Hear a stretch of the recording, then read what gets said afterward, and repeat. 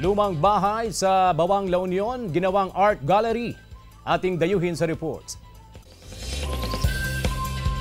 Dahil sa kanyang pagkahilig sa sining, ito ang nagtulak sa local artist na si Cesar para gawing mini art gallery ang kanilang lumang bahay sa Bawang La Union. Bahay pa raw ito ng kanilang mga ninuno, na ngayon ay nabibigyan ng panibagong buhay at kulay. Kakaiba ang ambience sa lugar, lalo't may cafe on the side ang gallery.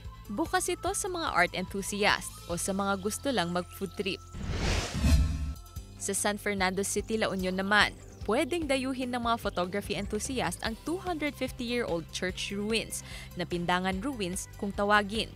Kakaiba raw ang appeal nito sa lente, na parang nag-time travel ka sa panahon ng Kastila. 1764 nang ipatayo ito ng mga prayle.